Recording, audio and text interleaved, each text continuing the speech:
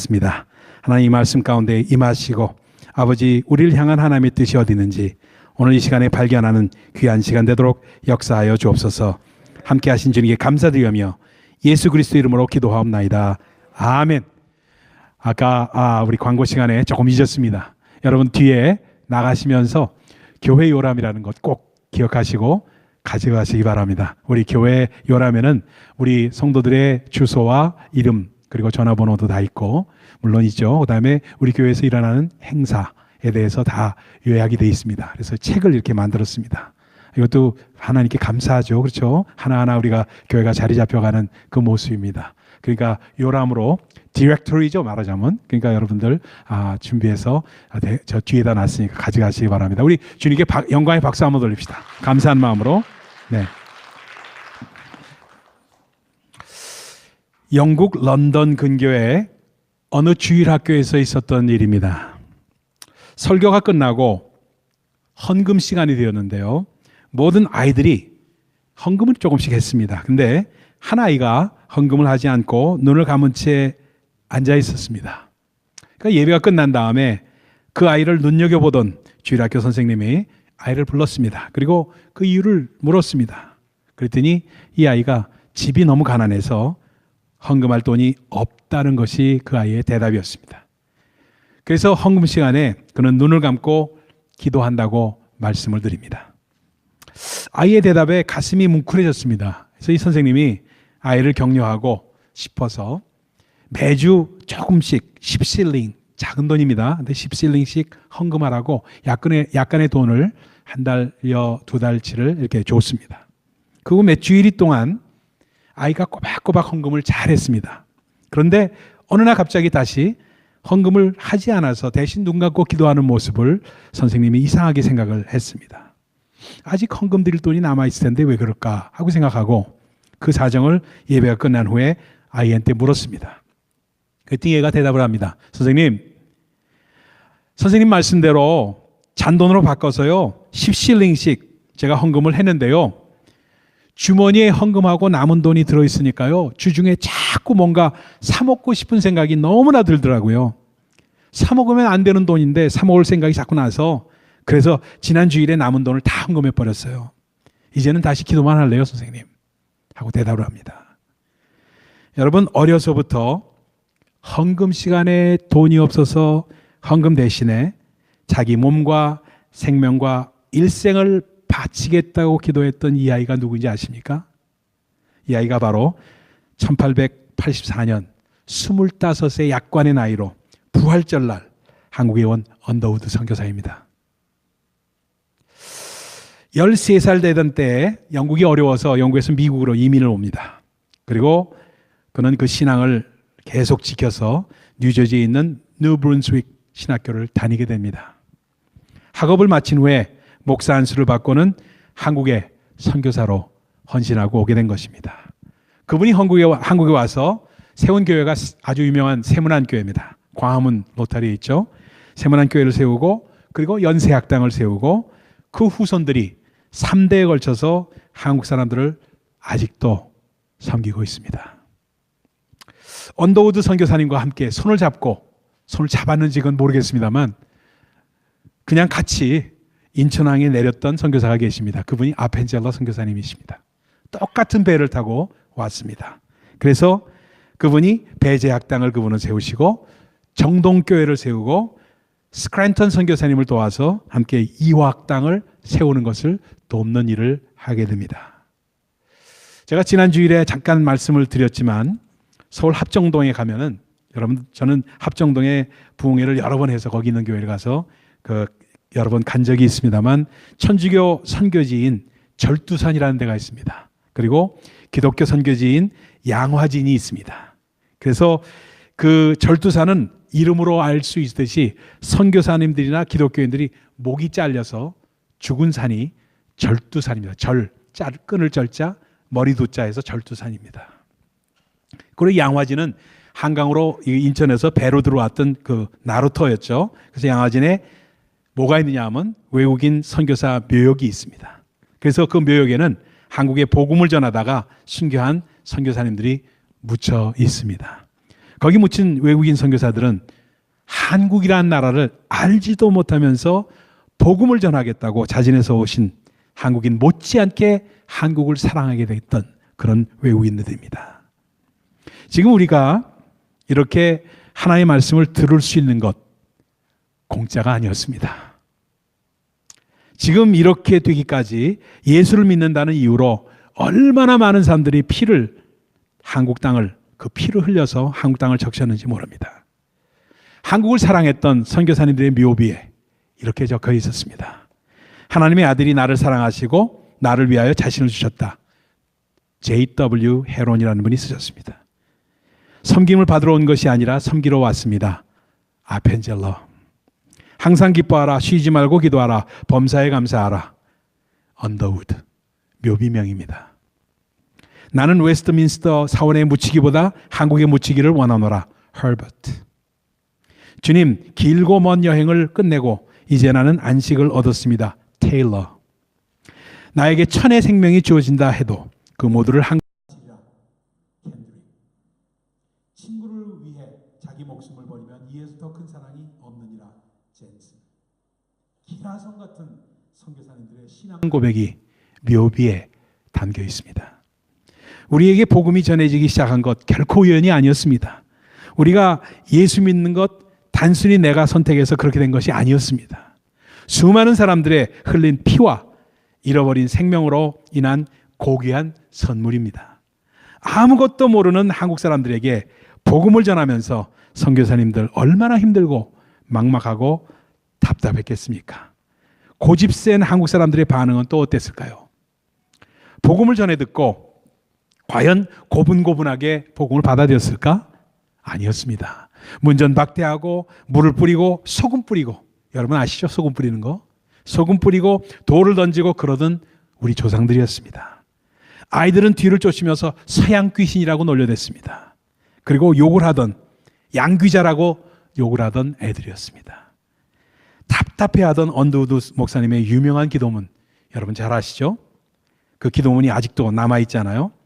인터넷에도 많이 회자되어서 이미 여러분 읽어보신 분들 많이 있으실 겁니다. 주여, 지금은 아무것도 보이지 않습니다. 주님, 메마르고 가난한 땅, 나무 한 그루 시원하게 자라오르지 못하고 있는 땅에 저희들을 옮겨와 심으셨습니다. 이렇게 어떻게 그 넓고 넓은 태평양을 건너왔는지 그 사실이 기적입니다. 주께서 붙잡아 뚝 떨어뜨려 놓으신 듯한 이곳, 지금은 아무것도 보이지 않습니다. 보이는 것은 고집스럽게 얼룩진 어둠뿐입니다. 어둠과 가난과 인습에 묶여있는 조선 사람들 뿐입니다. 그들은 왜 묶여있는지 고통이라는 것도 모르고 있습니다. 고통을 고통인지 모르는 자에게 고통을 벗겨주겠다고 하면 의심부터 하고 화부터 냅니다. 조선 남자들의 속셈이 보이지 않습니다. 이 나라 조정의 내심도 보이질 않습니다. 가마를 타고 다녀야 하는 그러한 여자들을 볼 기회가 없으면 어쩌나 합니다. 조선의 마음이 전혀 보이질 않습니다. 그리고 저희가 해야 할 일이 보이지 않습니다. 그러나 주님, 순종하겠습니다. 겸손하게 순종할 때 주께서 일을 시작하시고 그 일을 우리들의 영적인 눈이 볼 수 있는 날이 있을 줄 믿습니다. 믿음은 바라는 것들의 실상이요 보지 못하는 것들의 증거라고 하신 말씀을 따라 조선의 믿음의 앞날을 볼 수 있게 될 것을 믿습니다. 지금은 우리가 황무지 위에 맨손으로 서 있는 것 같사오나, 지금은 우리가 서양 귀신 양귀자라고 손가락질 받고 있사오나, 저들이 우리의 영혼과 하나인 것을 깨닫고 하늘나라의 한 백성 한 자녀임을 알고 눈물로 기뻐할 날이 있음을 믿나이다. 지금은 예배드릴 예배당도 없고 학교도 없고 그저 경계의 의심과 멸시와 천대만이 가득한 곳이지만 이곳이 멀지 않아 은총의 땅이 되리라는 것을 믿습니다. 주여, 오직 제 믿음을 붙잡아 주옵소서. 135년 전입니다. 135년 전에 드려졌던 이 기도, 여러분 하나하나 문기를 기억해 보십시오. 응답되지 않은 게 하나도 없었습니다. 막막한 상황에서 전해지기 시작한 복음이 조선을 가득 메웁니다. 수많은 십자가가 곳곳에 세워졌으며 셀 수 없이 많은 영혼들이 구원을 받았고 그리고 또 계속 받고 있습니다. 우리도 결국 그들 중에 한 사람들입니다. 여러분의 가정 어떻습니까? 여러분은 저절로 예수 믿게 되었나요? 만약 여러분들이 모태신앙이라고 하신다면 여러분들의 부모님 때 아니면 그 선조 때가 올라가서 얼마나 많은 눈물을 흘렸고 얼마나 간절히 기도했나 물어보십시오. 우리가 믿게 된 것, 그냥 믿게 된 것 아닙니다, 여러분. 여러분의 신앙생활, 여러분이 선택한 것 같지만 그 배후에는 여러분을 위해 드려진 눈물의 기도가 있었다는 것 잊지 마시기 바랍니다. 제가 그 80년대, 90년대에 한국에서 굉장히 인기를 끌었던 소리엘 찬양팀과 아주 막역했습니다. 그리고 저희 교회에도 몇 번 와서 콘서트도 하고 해서 참 친하게 이렇게 개인적으로 생각을 하고 지냈습니다. 그 중에 한 분이 장혁재라는 분이 계세요. 지명현 장혁재인데 이 장혁재라는 분이 좀 예쁘장하게 생기고 목소리가 고운 여자 목소리 같은 그런 분이십니다. 그분이 간증을 하는데 뭐라고 간증을 하냐 하면은 자기가 예수를 믿게 된 것 그냥 믿은 게 아니다는 거예요. 뭐라고 하냐면 자기가 아플 때마다 그 몸이 그렇게 병약했답니다. 아팠대요. 자기가 아픈데 아프면은 꼭 와서 자기의 배를 쓰다듬어 주면서 기도했던 사람이 누구였냐면 할머니였다는 거예요. 할머니가 배를 쓸어주면서 눈물로 기도를 해주셨대요. 자기는 뭣도 모르고 그냥 있었는데 그러면서 자기가 예수 믿게 된 다음에 그걸 기억하면서 생각한 것이 뭐냐 하면은 누군가 널 위하여 그 찬양이 그렇게 자기 마음 가운데 와닿아서 그 찬양을 부르게 되었다는 겁니다. 그래서 그 찬양을 불러요. 얼마나 감동이 되었는지 이루 말할 수가 없습니다. 여러분을 위해서 누군가 기도를 하고 있다는 거예요. 믿음의 씨앗이 뿌려지고 심겨졌던 것입니다. 여러분을 위해서 누군가가 기도하였던 그 기도가 응답되어져서 여러분이 이 자리에 앉아 계십니다. 아멘? 그 기도로 구원을 받게 된 것입니다. 그 기도와 믿음의 씨앗이 우리에게 뿌려진 것입니다. 한 생명이 세상에 태어나기 위해서 그 어머니가 얼마나 고생을 합니까? 그러나 우리의 영적 생명을 위해서는 이보다 더 큰 희생이 있었다는 것을 우리가 알아야만 합니다. 예수님이 십자가에 못 박혀 돌아가셨다는 사실 우리가 기억하십시다. 그래서 아까 성찬할 때 기억이라는 말씀을 계속 그렇게 드렸던 겁니다. 골고다의 언덕, 우리말로 표현하면 이런 표현입니다. 영적 산부인과입니다. 산부인과가 그냥 biologically 그냥 아기만 낳는 곳이 아닙니다. 골고다도 영적으로 우리의 생명을 낳은 곳, 영적 산부인과입니다. 거기서 우리의 영이 태어난 것입니다. 그래서 우리가 찬양합니다. 십자가 십자가 내가 처음 볼 때에 나의 마음의 큰 고통 사라져. 그냥 이렇게 제가 찬양을 그렇게 하질 않고요. 저는 꼭 이렇게 흥을 탑니다. 그루브를 타요. 그래야지 조금 더 좋을 것 같아가지고. 오늘 믿고서 내 눈 밝았네 참 내 기쁨 영원하도다. 우리에게는 참 쉽습니다. 그러나 하나님으로서는 엄청난 희생을 치러진 대가입니다. 사랑하는 여러분, 이와 같은 하나님의 축복은 우리의 선교에도 나타납니다. 우리의 한 것이 별로 없는데 우리의 그 작은 정성, 우리의 그 보잘것없는 사랑이 선교지에서는 기적으로 받아들여져서 그들 가운데 역사가 나타나는 수는 얼마든지 있습니다. 우리의 작은 헌신이 그곳에서는 생명을 살리는 기적이 되기도 합니다. 잭 헤인필드라는 분이 계세요. 그래서 이분이 누구시냐면 왜 숲 그분 뭐죠? 그 작은 갑자기 생각이 안 나는데 그 치킨 숲 그 책 있죠? 그 책을 쓰신 분이십니다. 그분이 엮은 책 가운데 사랑하는 가족에게 읽어주고 싶은 이야기라는 책이 있습니다. 거기에 하나 뭐가 나오냐면 Perfect Mistake이라는 이 글이 나와요. 완벽한 실수라는 글입니다. 근데 그 이야기는 누가 썼냐면 셰릴 워터맨 스튜어드라는 자매가 쓴 간증이에요. 아름다운 간증입니다. 여러분에게 소개해드리기를 원합니다. 저희 외할아버지는 목수였습니다. 할아버지는 시카고에 있는 작은 교회에 다녔습니다.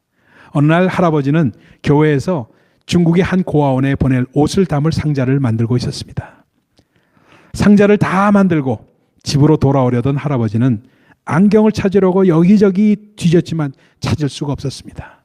할아버지는 안경을 어디서 벗었는지 생각해내기 위해서 그날 있었던 일들을 하나하나 되짚어 보았습니다. 상자를 만들 때 자기가 벗어서 상의 주머니에 넣었던 안경이 몸을 숙이자 미끄러져 만들던 상자 속으로 들어갔던 것이었습니다. 할아버지의 안경은 옷과 함께 중국으로 보내지게 되었습니다. 때는 경제 공황이었고 자녀가 6이었던 할아버지는 경제적으로 넉넉하지 못했습니다.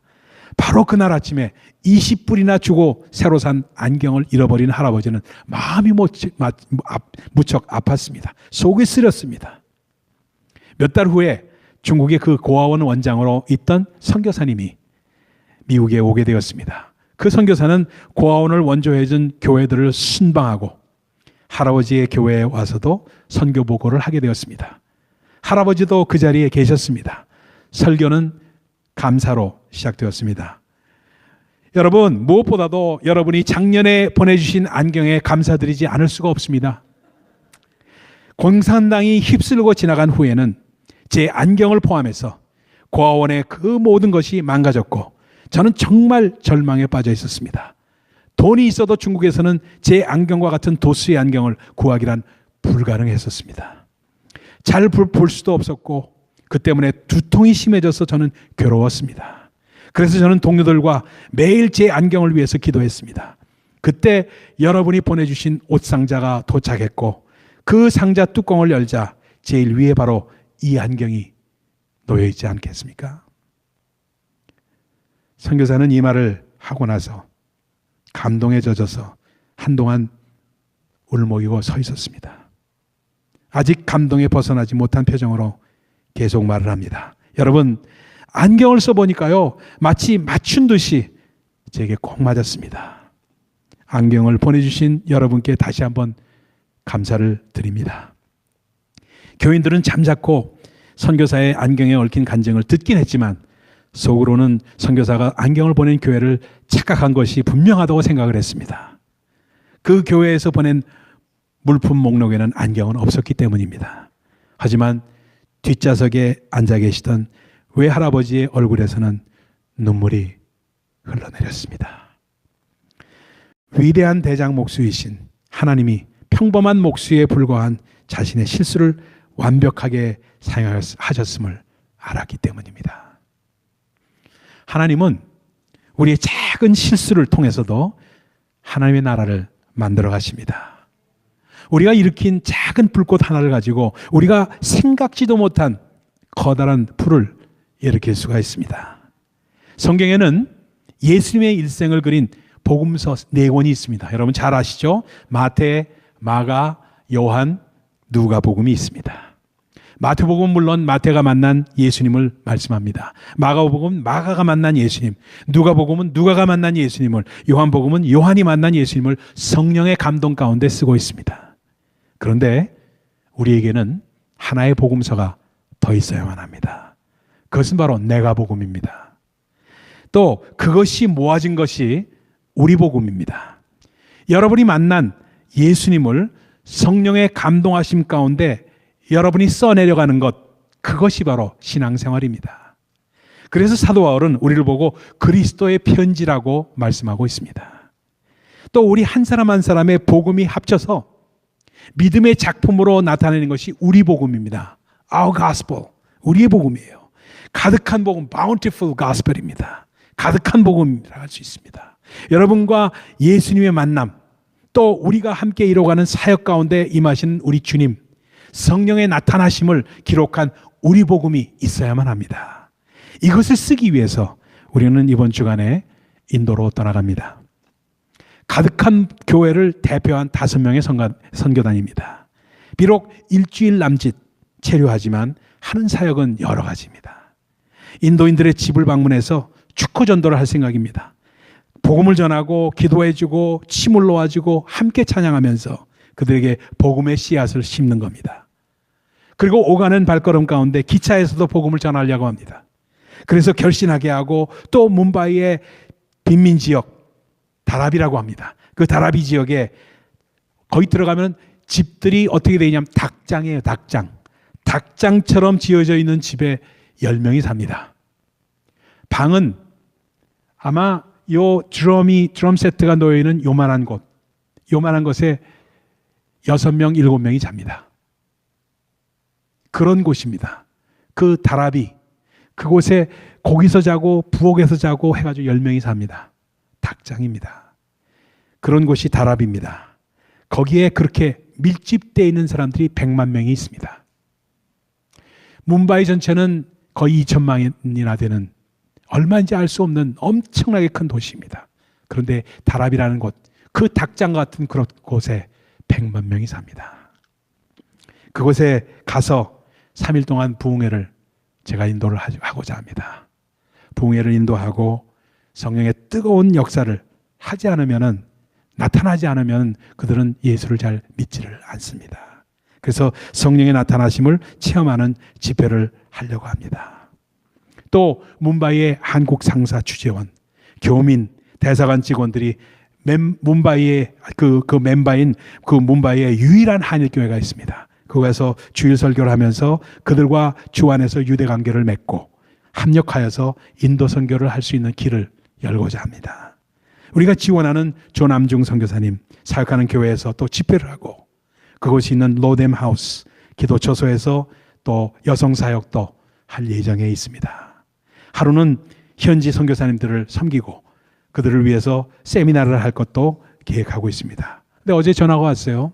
연락이 왔는데 엊그제 인도 감리교회 감독님이 저를 만나고 싶다고 연락이 왔어요. 그래서 어떻게 시간을 내낼지 모르겠습니다.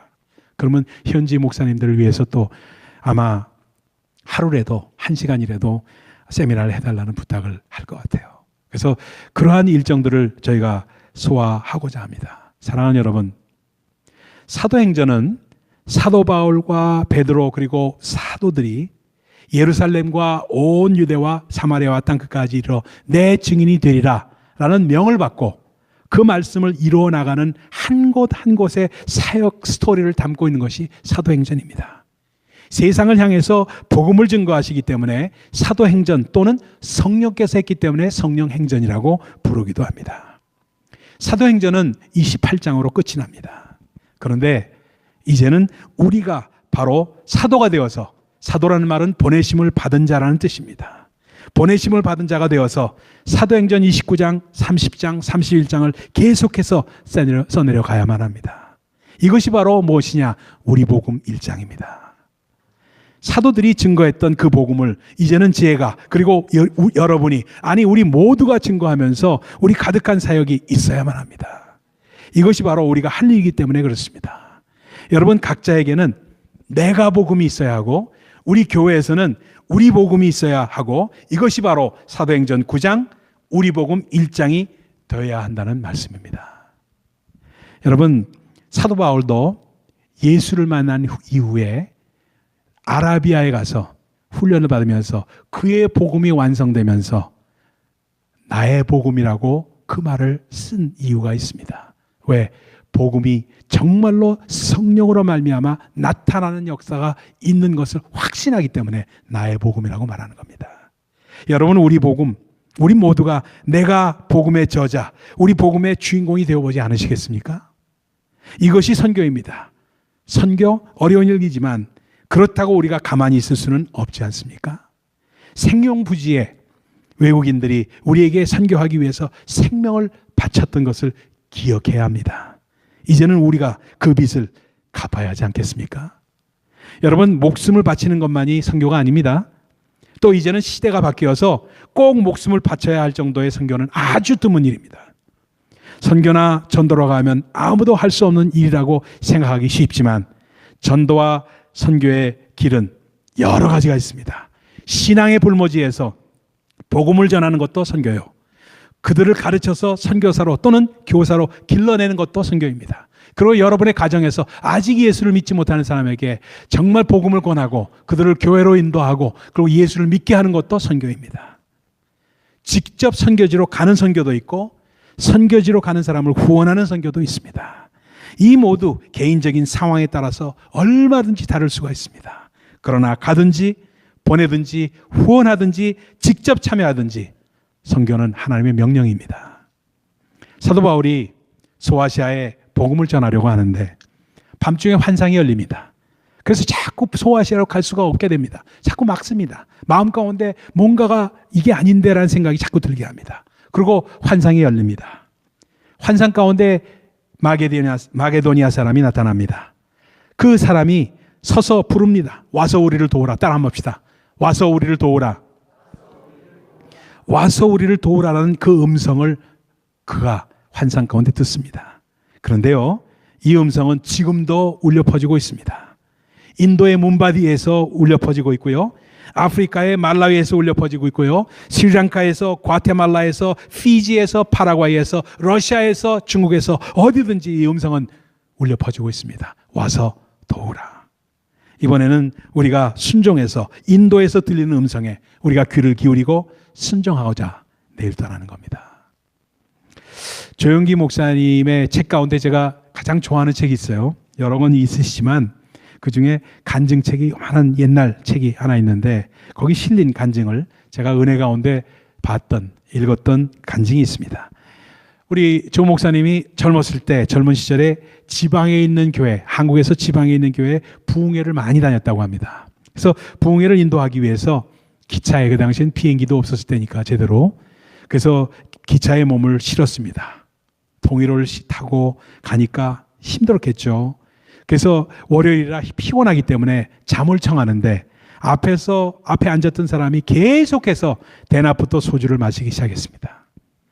한숨을 푹푹 쉬면서 그냥 잠을 청하는데 성령님이 계속 마음 가운데 저 사람에게 복음을 전하라, 저 사람에게 복음을 전하라 하고 알려주시는데 조 목사님은 성령님의 음성에 항변을 하면서 불순종했다는 솔직한 고백입니다. 하나님, 저요 피곤해요. 지금 가서 오늘 저녁부터 복음을 전해야 됩니다. 이 사람에게 복음을 전하다가 피곤이 쌓이면 오늘 첫 집회부터 망쳐요 하고 항변을 한 겁니다. 순종하지 않았습니다. 한참이나 졸다가 사람들이 비명을 지르러서 깜짝 일어나가지고 상황을 살펴보니까 앞에서 술을 마시던 사람이 걸어나가서 기차 난간에서 뛰어내린 것입니다. 그리고 자살을 한 거예요. 그 사건 후에 조 목사님이 그 자리에서 무릎을 꿇고 회개를 했다고 합니다. 하나님, 이제는 평생 하나님 앞에서 민감한 사람이 되겠습니다.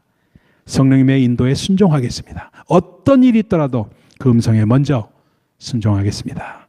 이 기도 후에 무엇보다도 소중하게 성령사에게 온 힘을 기울였고 또한 선교와 전도, 생명을 살리는 일에 최우선을 두었다는 그분의 간증입니다. 그 간증집을 저는 읽으면서 이번 인도 선교의 기차 선교를, 기차 전도를 넣었던 이유 중에 하나가 그것 때문입니다. 기차에 앉아서 몇 시간을 타고 가는데 그곳에 어떤 분이, 그런 분이 있을지 모르겠다는 생각이 든 거예요. 그래서 거기서 전도를 해야 되겠다는 생각이 들었습니다. 뭄바이에서 아울랑가바드 시골로 기차로 이동하면서 그냥 갈 수는 없다고 제 마음 가운데 느낀 겁니다. 여러분 기도해 주십시오. 분명히 저는 믿습니다. 하나님이 우리 모두와 함께 하십니다. 우리 복음, 우리 가득한 교회 믿음의 작품이 될 것입니다. 기도하십시다. 하나님 감사합니다. 오늘 주님께서 우리와 함께 하시고 역사하시는 그러한 인도 선교를 우리가 나아가게